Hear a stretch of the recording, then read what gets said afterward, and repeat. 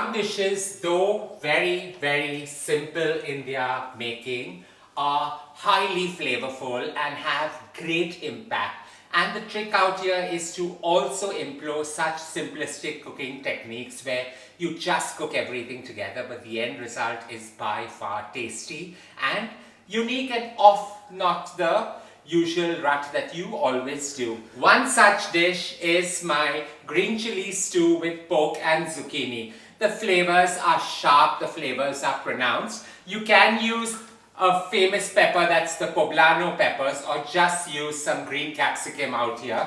We're going to get to roasting them on an open fire so that they cook, get a little bit of char flavoring the entire pork dish. And as these roast, this is the only difficult part of the entire dish.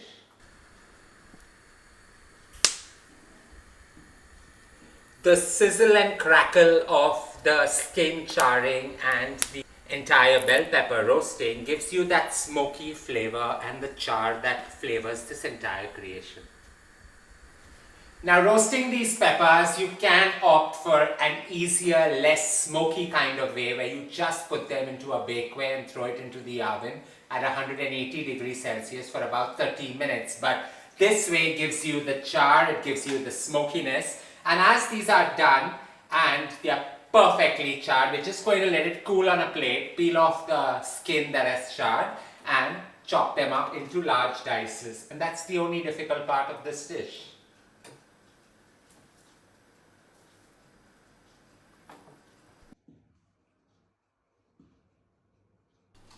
Cooling down the bell peppers, all one needs to do is lightly scrape off the charred skin. I like to keep a little bit of the black here and there, so that just accentuates the overall dish. Now you cut this, remove off the seeds from within and chop it into large dices.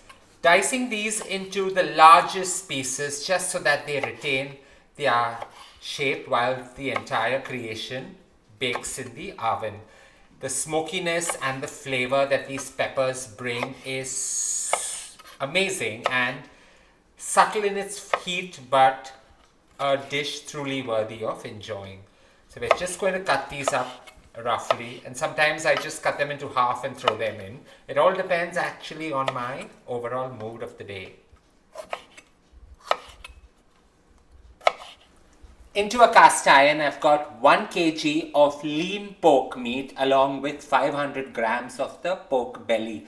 I just need that little bit of fat, but technically this dish works really well if it is just cooked with the lean pork. Into that, I'm just going to put all these peppers, the smokiness and the flavor going in. And now I want some heat, and the heat is going to come in with some green chilies. I'm just using 8 whole green chilies that I slit into half. However, if you want a more subtle version of the same, just go right ahead and use 6 jalapeno peppers. Into that goes 3 red onions finely chopped, and we're just going to accentuate the entire thing with some earthy tones and some ginger. So about 2 inches of ginger along with 8 cloves of garlic and an overload of some oregano. So I'm using dried oregano here, nearly 2 tablespoons, but you can go ahead and use some fresh one if it's available.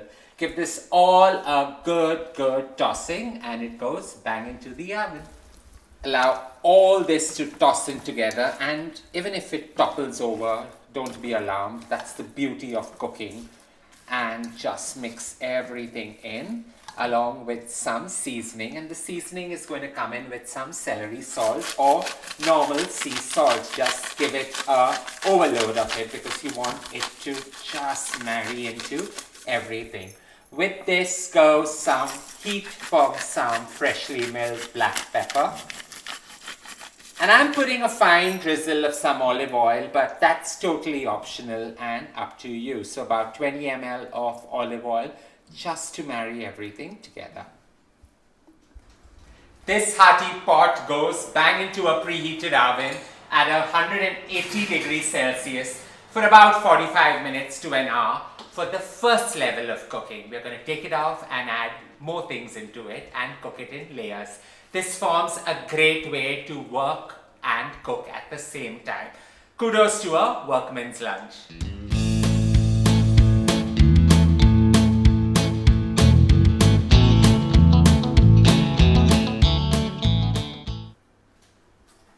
While we've allowed this to cook for a good 1 hour, I've cooked it without the lid so that you get a little bit of char and crunch in this hearty broth. So we just take this out, and now it's time to create a perfect single pot meal by adding in some potatoes. A quick stir so that you get it nice and crunchy all around. And it's time to take about 700 grams of potatoes just peeled and cut into the largest possible dices. Give it a quick stir, and this goes back into the oven for another 30 minutes. Back in this goes for a good 30 minutes till the potatoes are just about done. It's all about cooking it in layers, and in the meantime I'm going to get to playing with these two little rascals down. See ya!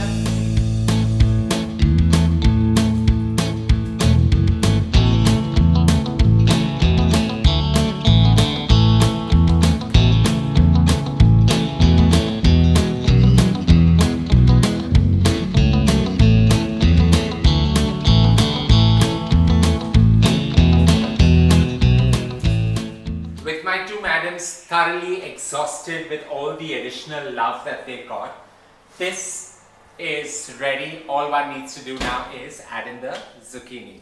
Now the internal heat within this is perfect to cook the zucchini. However, you want it to have a little bit of crunch, so you can put it into the oven for 15 minutes, or if you like it nice and crunchy, just allow it to cook with the internal heat of this dish.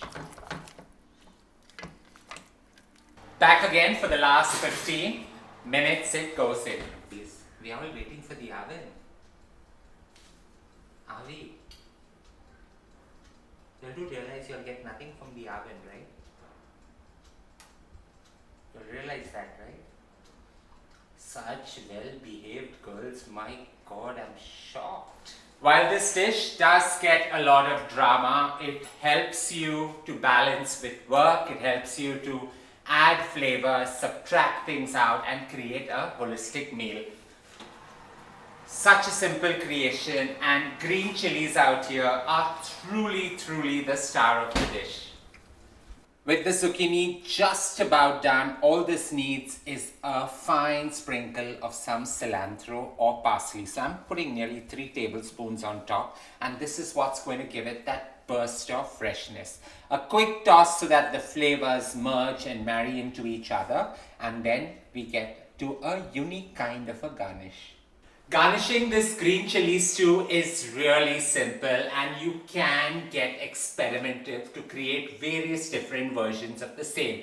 While I'm today using 2 limes just cut into wedges, and this is what's going to give it that tart essential oils that just about gets everything perfectly well. But another option that I often use is just take a red apple, cut it into dices and put it in. Allow it to get nice and soft along with it, bringing with it its richness and more importantly its sweetness, just to balance that green chili heat. I hope you enjoyed creating this single pot wonder. Though it can be paired with some boiled spaghetti or some boiled macaroni, it also can be had all by itself, a wholesome, nutritious meal.